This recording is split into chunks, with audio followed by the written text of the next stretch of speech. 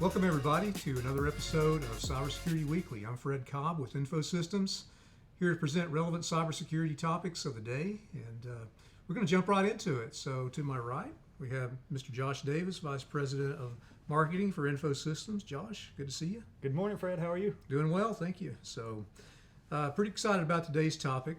We're going to be discussing the anatomy of a phish. I'm interested to hear what the anatomy of a fish is. Yeah, so this is not a biology lesson by any means, nor is it a discussion about the rock group phish. Yeah.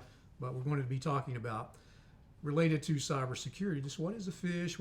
Some of you have heard the term a million times, but we're going to kind of break it down, talk about why it's there, why do you see them, what's the benefit to the cyber criminal? I mean, why do they even exist? So really, if you think about what a phish is. Now, a phish is, let's get right to it, and then we'll go back in time a little bit and talk about some of the things that really constitute a phishing attack from a cybersecurity point of view. But the idea of a confidence man or a con man, or masquerading as someone that you trust. When you see a phish email and you start to analyze it, and we'll be focusing on email phishing. There are other types of phishing. There's smishing, known as SMS, your texting type of phishing, and other types of phishing. But we're going to be focusing on the typical email phish that some of you have probably seen. Hopefully no one has fallen victim to it yet, but lots of people have. So I'm interested to hear where the PH in the front came from. You said you were going to answer that question, so I'll be listening for that answer. Sure, I'll probably date myself a little bit, but that's okay. So back in the early, maybe the mid-90s, so not too far back, this is back when modems were still being used for phone communication. Modems are still around, but the idea of this, this high frequency pitch, there was a way to really get free phone calls for that's what it was. You could get online, and this was known as phone phreaking, and phreaking was spelled P-H-R-E-A-K-I-N-G, so the P-H kind of got attached to that type of hack back in the 90s.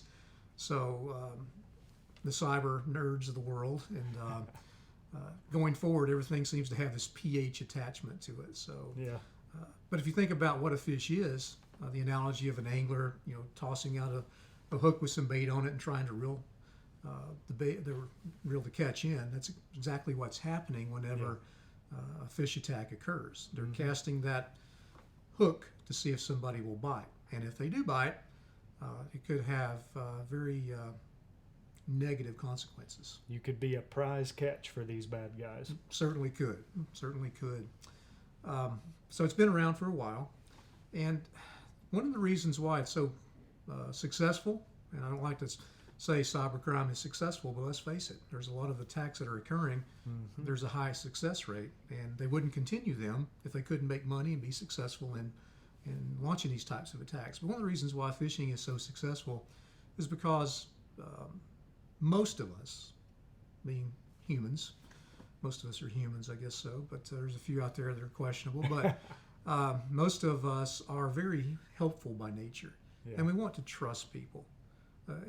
And we'll, maybe another episode, we'll talk about social engineering, which is another way to be a flim-flam man or a con man to gain access to data. But let's get back on the phishing topic.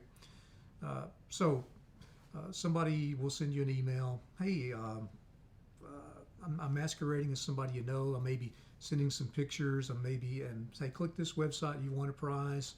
And it may be what appears to be a reputable company. Some of the biggest phish campaigns, when I say a phish campaign, an email campaign that's been launched to phish companies and individuals, can come, we've seen them come from Bank of America, we've seen them come from PayPal, we've seen them come from, pick a retailer, your Macy's, your Lowe's, think of any big retailer out there.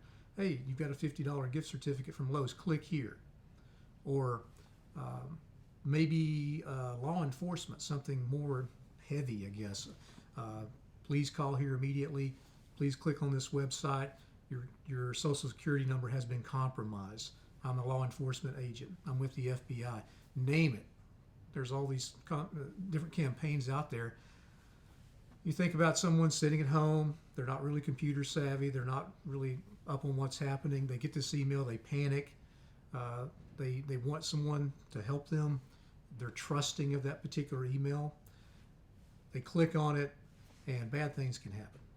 We'll be back with the Cybersecurity Weekly podcast after we pause to recognize our partner, IBM Software. IBM QRadar is a SIEM software that helps security teams accurately detect and prioritize threats across the enterprise. SIEM is spelled SIEM and stands for Security Information and Event Management. QRadar SIEM provides intelligent insights that enable teams to respond quickly to reduce the impact of security incidents. QRadar SIEM is available on premises and in a cloud environment. Take your enterprise security to the next level with InfoSystems and IBM QRadar. You can learn more by downloading the IBM QRadar white paper from the InfoSystems website at www.infosystems.biz. Just go to the podcast blog post for today's episode. Now back to the podcast. Yeah, a good example of that I just experienced. My dad's a retired pastor. He wanted to start a blog so that he can continue to do his daily devotional that so many people got from him over the years. So I'm helping him set up a WordPress blog to publish daily devotionals. He shot me an email this morning. This username looks really strange. Who registered on our website? And of course, I haven't even launched the website yet.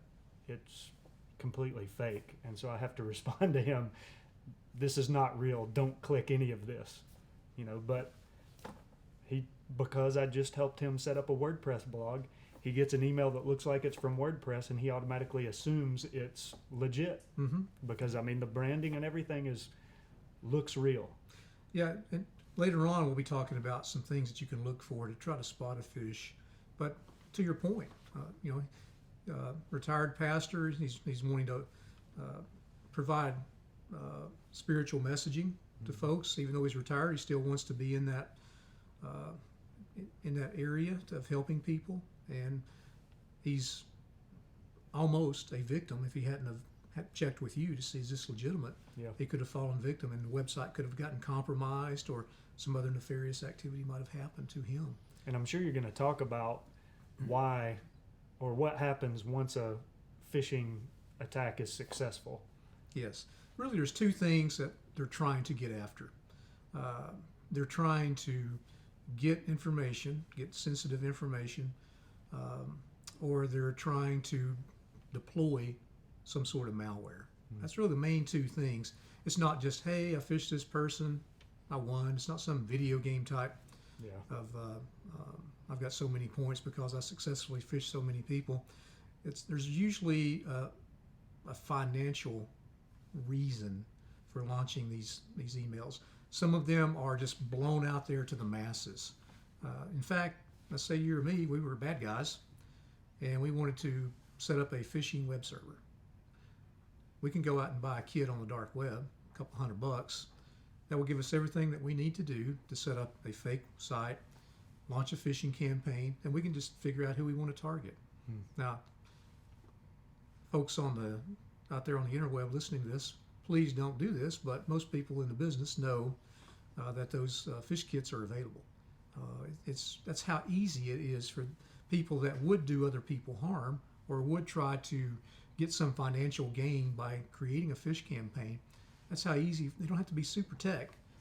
They just have to be mean enough or be nefarious enough to want to do it, and it's very easy to get up and going, sadly but true. So where some people might assume it takes months or years to program some really sophisticated phishing attack, people can literally just go purchase a startup kit online. Exactly. Incredible but true. Yeah. And it's interesting because a lot of times the creators of these startup kits, they will have back doors into these kits that they've sold so they can scrape off additional monies.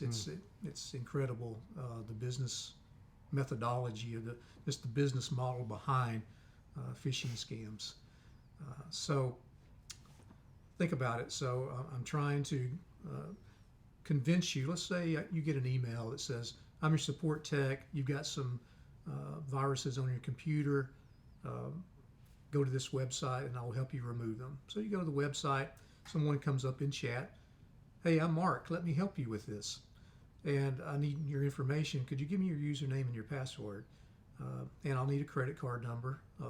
This will be a $50 charge." So I can't tell you how many times I've seen this be successful, which is sad. So you first off, you give them your credit card number. Now a criminal has your credit card number. Second off, now you've given them credentials to get into your computer. So let's say they get into your computer, and let's say you're the local administrator. In other words, you have privileged access on your computer. Well, they start poking around as you on your computer. They find these sensitive files. Well, maybe you work in a hospital. Oh, you've got medical data access. Or maybe you've got engineering drawings for the next widget to be released, but it's not made known to the public because of competition. So any type of sensitive data you can think of that might be on a computer, the phisher is trying to get access to that information. That's a big part of the phishing scam.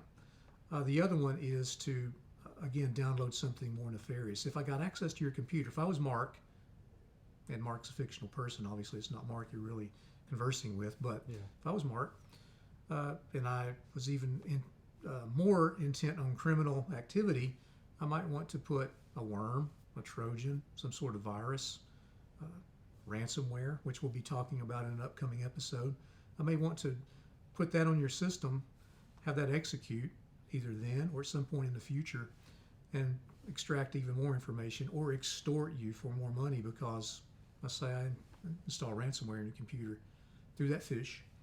Later on, I encrypt all your files. I'm going to charge you money to decrypt them.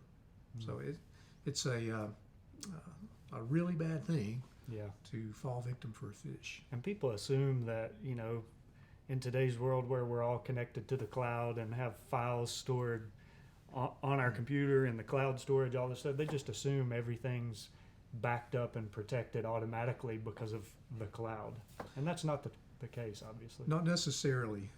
The cloud can help in some cases because it does give you some segmentation on the network. There may be a situation where your cloud backup may not be all the time accessible or visible to your computer. You may mount it, dismount it, any number of ways to protect it. So there's ways to protect your information, but local information, prime target. Okay? Information on file shares, prime target. So it's a problem that's not going away anytime soon. The phishes are getting more sophisticated. There's even some software out there. We, InfoSystems, we sell and manage a product called KnowBefore.